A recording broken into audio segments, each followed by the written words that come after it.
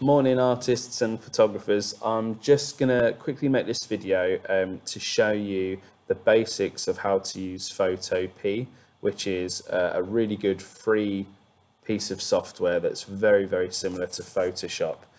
So first of all you got to type in is Photopea into Google and then click the first link here and it opens this, which is basically Photoshop. It works exactly the same and it's got all the same features. All you need to use this is your internet connection, so it's really convenient. It's totally free. It's great. So the first thing you're going to do is click New Project, and there's loads of options in here. If you're any kind of content creator, you've got your YouTube covers, YouTube profile pictures. These are the shapes of different canvases that you can have. There's different photo modes, okay? For artists and for photographers, because we normally print our resources A3 to work from, you want to click on print and then click on A3.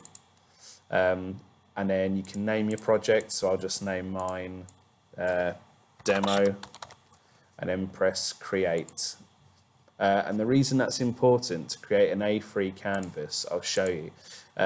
So for instance, if I take this picture that I took on my phone of my cat, drag it onto the A3 canvas, you'll see, because this was taken on my phone, your mobile phone takes photos the exact same shape, well, size as your phone screen. So they're normally long and thin, they're narrow. And if I enlarge it, you'll see it doesn't fit an A3 piece of paper. So if you're sending these images in to be printed to work from in art, it won't fit automatically in the printer. So you know, you have to kind of resize it to make it fit an A3 piece like that. Okay. Right, so I'll just delete that and get us started. So first thing you want to do is click File and click Open. And then if you've got your resources that you want to use on your in a folder on your desktop, it makes it a lot easier. I'm going to use Demo Cat. So it's just a picture of a cat on a blank background. And I'm also going to use for this demo graphics. And I might also use for this demo an inspiration piece. Okay, right. So the first thing to notice is we've got our layers here and we've got our history here. So it should look like this when you open it up. If it doesn't, click Windows, make sure you click Layers, and then make sure you click History, and it'll make sure you've got all of this here. And what history does, it's really important. Every decision you make, so I've just moved the cat, it records, so it tells me move. If I resize it like this, it will tell me that I've transformed it and I've resized it, and then I've moved it again. And then if I get the rubber and cut some of his face out, it even tells me that I've erased it. So if you make a mistake and you've got your history up, you can go back through these tools like this, and you can just go to whichever one to fix it, okay, to undo the mistake you've made. The first tool I'm going to show you, these are your basic tools down the side here. First tool I'm going to show you is the Move tool, and you'll notice there's some options up here. Make sure you've got auto select off because it makes editing quite tricky, and you want transform controls on. If you don't have that on, you'll notice the boxes that had around my image disappear. Without them, you can't resize things or reshape things, okay? So you need that on. And you'll notice these options here are relevant to the tool that I'm using. If I change tool, the options change. So as I go down here, all the top options change depending on the tool you're using, okay? So the first thing you want to know when you're resizing things is you must hold shift on your keyboard. It's the arrow pointing up. If you don't hold shift and you go to resize things, you'll likely squash things accidentally like that, or you can squash it that way. If you hold the shift, it will keep it the same size. It will keep it the same ratio, so it doesn't change how thin or how tall your image is. So that's the Move tool. So you use that to resize and to reshape things. This next tool is the rectangular select tool. So it does exactly what it says. I can draw a box like that, and that selects that area. I can move it around if I change my mind. And if I go to edit, copy, and then edit, paste, you'll notice another layer appear in my layers box. And if I hide this one, this is the main one, hide that by clicking the eye, and then go back to my move tool, you'll see that I've successfully selected and copied just the head. Okay, and then if I unhide the bottom layer, I can have them both. I can delete this one if I don't want it, put it in the bin like that. You can also use an ellipse select tool, which is exactly the same, but it's circular. So this gives you the ability to select circular parts of an image. Move back to the move tool like that, so I can enlarge things. And this is this is a tool that you definitely need to create a collage. You know, you won't need many other tools other than these to create a collage, really. But I'll go through that in another video, how to make collages in the style of our artist.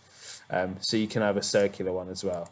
There are other select tools that I do use. So this one, the lasso tool, lasso select. If you hold it, you can draw around your object, and this one really does. Whether you use this or not, it just depends on how sturdy your hand is. So you see, I'm not making a very neat job of this at all. I haven't gone right up to the edge. And if I'm trying to cut this cat from the white background to separate it, I've collected a load of the white background there. So it's not the most ideal one to use. The polygonal lasso tool does a similar job, apart from it only works with straight lines like this. So if I want to do a graphics piece, quite a graphic-y looking piece, I could make a selection like that with perfectly straight lines. So you might want to use that if that's the type of piece you're creating. I find the most successful is the magnetic lasso tool, because this one sticks to the edge of what you're copying. So if I carefully go around and draw the outside of this cat, it sticks to the outer edge of the objects that you're copying. So I just carefully go down his back, and if you don't do this perfectly, like I've made a mistake there is a way that you can repair it afterwards. The idea with this tool is that the first click you made using this tool, you want to join it up with the last one. So I'm coming back round here, I'm going to join them together like that, and that's made that selection now. But you can see I've missed a bit of the back here. So what you can do to fix that, you can go to the one below, the quick selection tool, just give it a second to load, and then if you see up here it's got plus and minus. If you click plus, because we want to add some more to this, and then you can just carefully, that's it, click, and you see how it's added that selection. So now I can go edit, copy, and edit, paste. Go back to my move tool at the top, and I can hide the background, and now I can see that I've got no white background behind. What that checkered background means is that there's nothing there, so it's empty. Okay, that won't appear in your photo when you print it, it will be a white bit of paper, but that's just so you know we've successfully and neatly cut that cat off now. So some of the other selection options that there's this really interesting one, the magic wand tool, which I'll show you on this graphics piece. So if I've got the magic wand tool, this only really works with coloured pieces. So you can make selections based on only colour. So if I want to select everything that's purple, I click on the eyes using the magic wand tool even. Click on the eyes, and I can do edit, copy, edit, paste. I can hide the main thing, and you'll see it's just taken everything that's purple. So this might be an interesting one for anybody who's got an image and wants to play with colour. you go to adjustments, hue and saturation, make sure you're on the layer that you've just copied, and you can just change the color of that specific thing that you've cut like this. So that's quite an interesting one to use for more graphic-y pieces. If you tried to do that on a cat, because it's a photograph and there's so many hundreds, well, not just a cat, if you tried to do that on a photograph, because there's so many hundreds of different colors here, when you do it, it will give you a selection like this. So it's really picking up only the tones that are similar, and you see it doesn't work as well at all. So I'd only really use the magic wand tool to select color on graphic-y pieces. Okay, the next thing to show you is the eraser tool. So this one does exactly what you'd imagine. It just cuts out areas. If you do open brackets on the keyboard, you can get a bigger eraser tool. And if you do close brackets on the keyboard, you get a smaller eraser tool. You can go really fine. So if you want to zoom in, which is Control and plus, you can do really fine detail. You can go down to a tiny eraser tool here, or zoom back out is Control and minus. Open brackets on the keyboard gives you a bigger erase tool like that. And like I said before, if you've made a mistake, you can just go back here through your history, and it will undo all the mistakes if you've made any. Another tool we've got is the paint bucket tool. So if you click on the gradient tool and hold, you can select your paint bucket, and then in your paint bucket you've got tones, you've got highlights, and you've got all the colors on the rainbow. So you can go through all of the different colors in this bit, and just like in paint, you should be able to drop that color onto an object. If I put it onto this cat here, you'll see it only kind of sticks to areas that are the same color. So this shape here, if I do it there, it will do everything that was that same color. This white bit here, it will do that exact same color of white. So that's how you can use the paint bucket tool as well to create different colored backgrounds.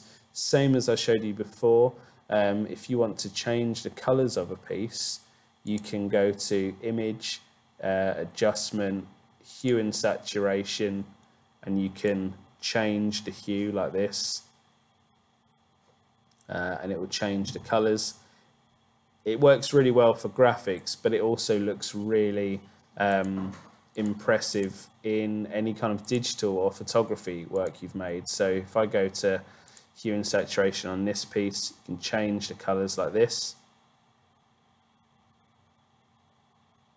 You can also boost the colors in saturation by making it much more colorful. If you go the other way, you can take all the color out of it and make it black and white, or you might just want some nice pastel colors like this. So rather than have it like that, quite sickly colors, you might want to have it like this. Might be really nice to work from like that. It's up to you. So these are just some of the basic tools in Photoshop that you can use. I'll do another video to show you how you can use these in a more creative way to create some more collages, maybe in the style of some of our artists as well. Okay, brilliant.